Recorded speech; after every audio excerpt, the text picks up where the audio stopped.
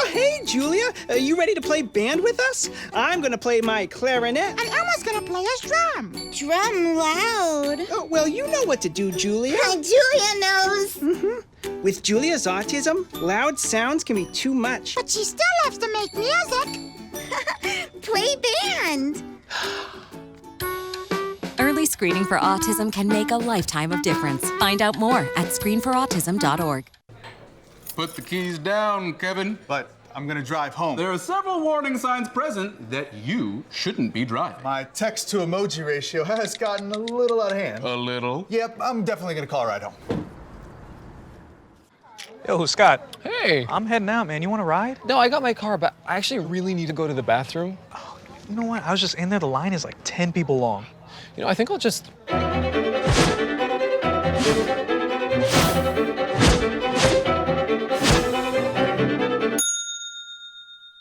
Dude, are you okay? You wouldn't believe what I was just thinking. I am definitely buzzed. Yeah. I think I will take this, and I will take that ride home. Smart man. Did you see how that dog was looking? Good evening. My name is Mary Lee Oliver, and I'm joined by Larkin Carden. And tonight we'll have coverage from Auburn basketball in their 2 conference games this past week. Baseball and softball lighting up the diamond, and gymnastics welcoming in a top 10 team to Auburn Arena. All that and more tonight on Sports Night in Auburn.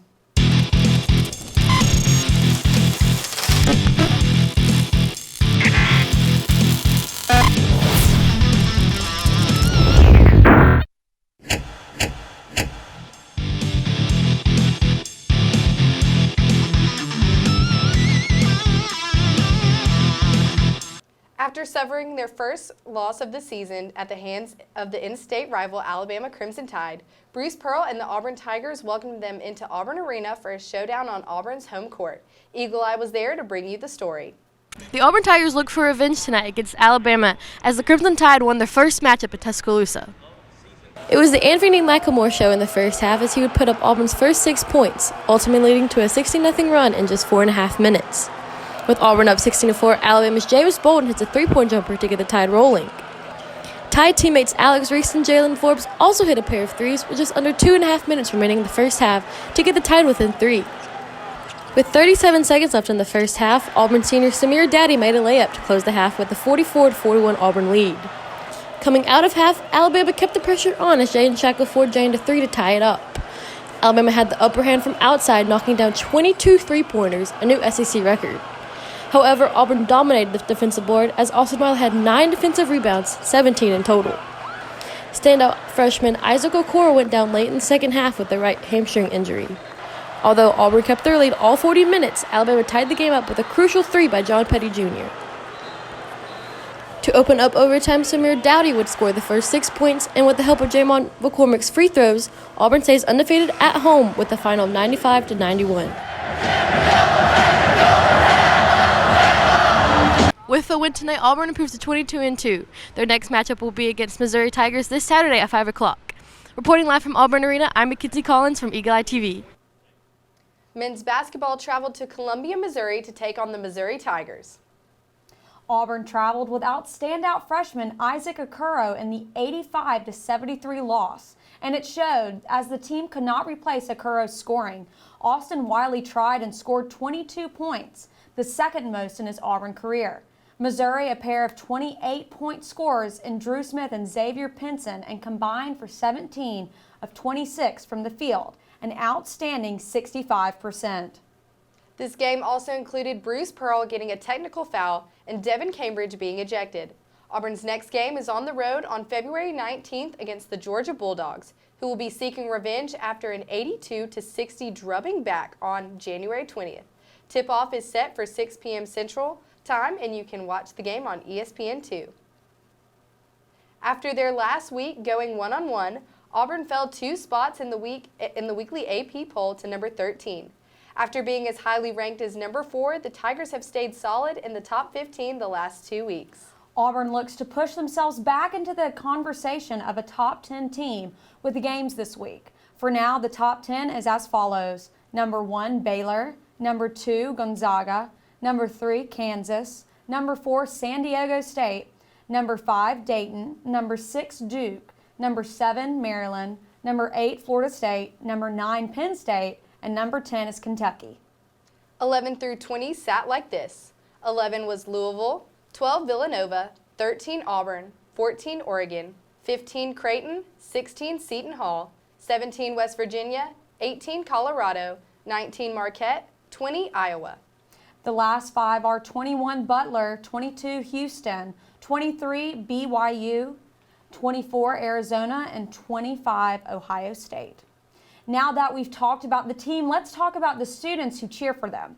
The Auburn student section, more commonly known as the Jungle, has been at full force over the past few seasons since the arrival of Coach Bruce Pearl. Eagle Eye's own Andy Hewling went on a deep dive into the loudest student section in the country. Auburn Arena has become one of the most enjoyable places to watch basketball, and it's because of these guys right here, the Auburn Jungle, and they are bringing the energy day in and day out. And today we talked to the Auburn fans early about their experiences in the Jungle and what Bruce Pearl has done for the program.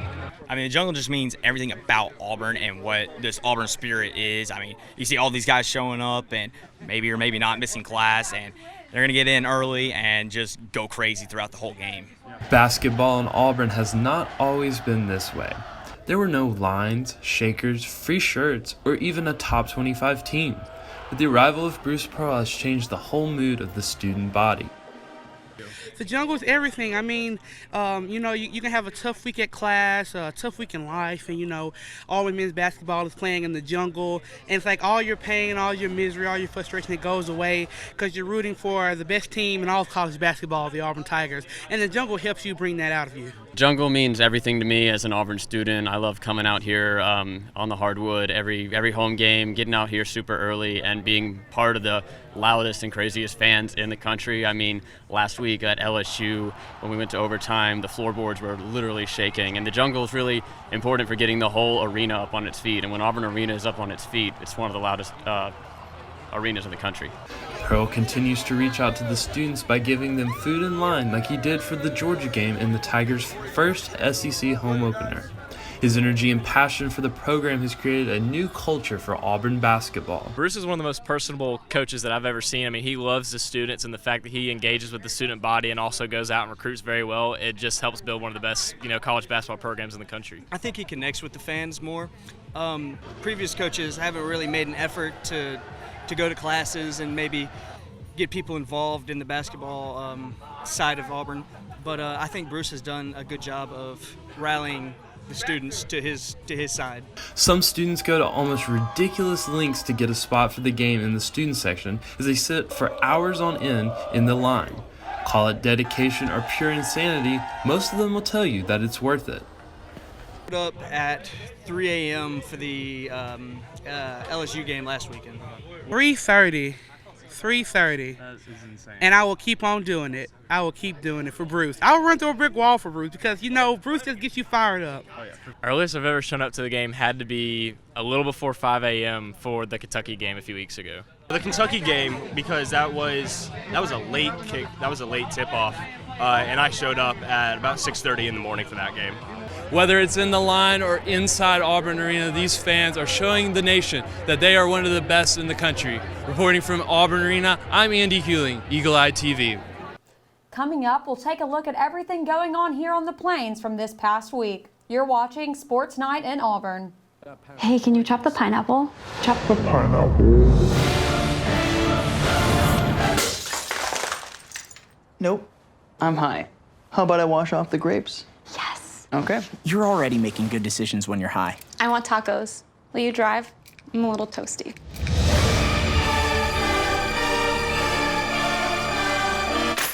Nope, I'm high. Let's order in. Don't make an exception when it comes to driving. If you feel different, you drive different. See on page 4 that the projections need to be tornado next Thursday? Seriously? Thursday? Can't do that. This is really inconvenient. I have yoga that day. I have no time for this. So. I can't do Thursday, but I can do Friday. Disasters don't plan ahead. You can. Talk to your loved ones about how you're going to be ready in an emergency. Don't wait. Communicate. I want to eat apples and bananas. I need to eat apples and bananas. Why can't I eat apples and bananas? Support the Feeding America nationwide network of food banks to help provide meals to those in need. Join us at feedingamerica.org. Welcome back to Sports Night in Auburn. Auburn baseball was back for opening weekend, taking on Illinois Chicago in a 4-game series, and Eagle Eye's Kayla Evans was there to bring the highlights, including Judd Ward making some Auburn history. Auburn baseball welcomes Illinois Chicago to Plainsman Park in the opening weekend for the 2020 season. The Auburn Tigers started strong with a 5-3 win on Friday, February 14th. The two teams faced again in a doubleheader on Saturday. It was a big day for Judd Ward as he hit for the cycle. He became the first Auburn player to hit for the cycle since Clete Thomas in 2005. As the first batter, he hit a triple, which was followed by a single in the 4th inning. A huge homer was then hit in the 6th inning and was finished by a double down the right field line in the 8th inning. The final score of the first game was 18-1 and the second was 7-3. The two teams played for the series finale on Sunday morning at 11. This game became the first shutout of the season for Auburn baseball. Bailey Horn, Brooks Fuller, and Hayden Mullins struck out a combined 11 batters. The Tigers scored 11 runs in the 4th inning, which marked the second time in the last 7 games that Auburn has scored 11 or more runs in an inning. The Tigers totaled 44 runs on 50 hits in the 4 games against the Flames. Auburn baseball is now 4-0 after 4 big wins against Illinois Chicago. The next game will be Tuesday, February 18th at 5 p.m. in Plainsman Park. Reporting live from Plainsman Park, my name is Kayla Evans, Eagle Eye TV. Auburn gymnastics was back at home on Friday, taking on the second-ranked Florida Gators. Eagle Eye's own Kennedy Gooden was there to bring you the story. Number 4 Florida competed in their first Valentine's meet since 2014 and defeated the Auburn Tigers with a score of 197.875. The Florida Gators continued to excel in every category as they took on the number 13 Tigers in Auburn Arena. With a score of 197.875 to 194.750 and a perfect tan and beam from Gator Trinity Thomas, Florida stays on top in the NCAA. For Auburn, rest and letting go of frustrations helped the team improve despite losing to Florida. The Gymnasts continued to be in high spirit and support each other through the ups and downs. Senior Gracie Day scored a 9.9 in all of her 3 categories. Day had a terrific night and her energy helped amp up the crowd and her teammates.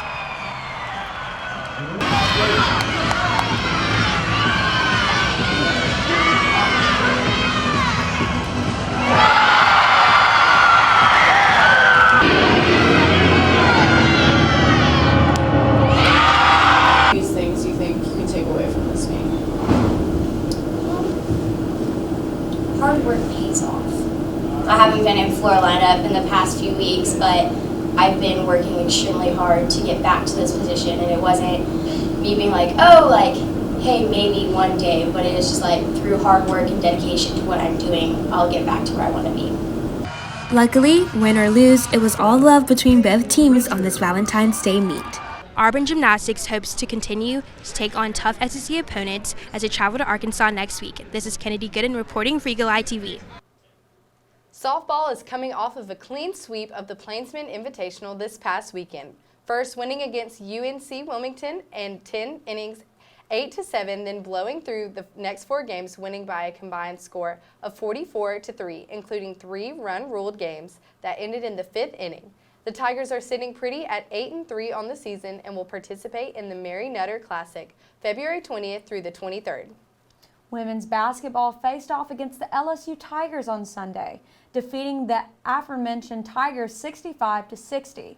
Unique Thompson had a game-high 23 points, and freshman guard Lauren Hansen was a sniper going 4 of 6 from 3 and chipped in 16 points. Daisha Alexander was handing the ball out on a silver platter, serving up 10 assists. Auburn's next game is at home against the current number 9 team in the country in Mississippi State. Tip-off is set for 8 p.m. Central Time, and you can watch the game on the SEC Network. Coming up, we'll take a look at our athletic calendar here on the Plains. Keep it here on Sports Night in Auburn. There was an old woman who lived in a shoe. She had so many children, she didn't know what to do.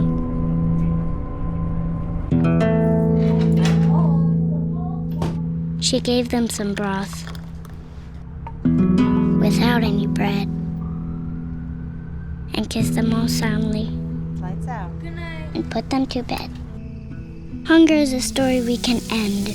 End it at feedingamerica.org.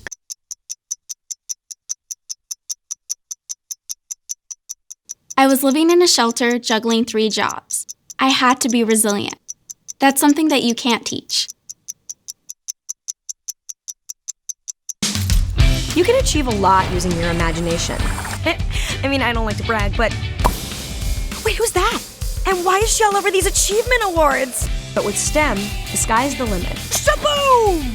Use STEM to envision... Okay, I'm seeing it. Yeah! Invent... Got any ideas?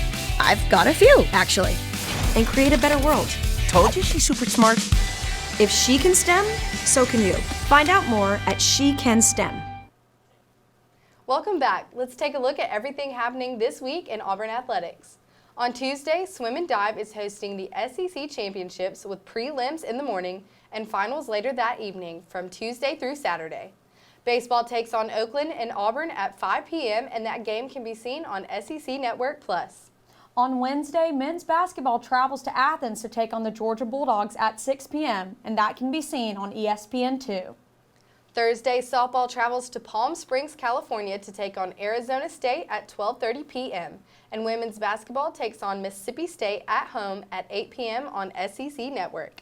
Friday, both men's and women's tennis takes part in the Blue-Gray Classic in Montgomery, which will go into Saturday. Men's golf heads to Palm Springs for the Wyoming Desert Intercollegiate. That will last through the weekend. Women's golf heads to Eatonton, Georgia to take part in the Lake Oconee Invitational. That will last through the weekend. Softball takes on Northwestern at noon and California at 2:30 in Palm Springs. Baseball against UCF at 6 p.m. on SEC Network Plus. Gymnastics travels to Fayetteville, Arkansas to take on the Razorbacks at 6:30 p.m. Saturday, men's basketball takes on Tennessee at home at 11 a.m. on CBS Sports Network. Softball is at Arizona at 11:30 a.m. from Palm Springs, California. Soccer goes against Troy at home at noon, and baseball takes on UCF at 2 p.m. on SEC Network Plus. To finish it out on Sunday, swim is in Auburn for the Auburn LC Invitational. Softball takes on UCLA at 11 a.m. in Palm Springs. Baseball finishes out their series against UCF at 1 p.m. on SEC Network Plus. And women's basketball heads to College Station to take on Texas A&M at 3 p.m., with that game being broadcasted on ESPN2. That's all for tonight. Thank you for tuning in to this week's Sports Night in Auburn. Be sure to stay up to date with us on our website, eagleeyeauburn.com, on Twitter at EETV_sports, and on Instagram at EagleEyeTV. I'm Mary Lee Oliver. And I'm Larkin Carden. War Eagle and good night.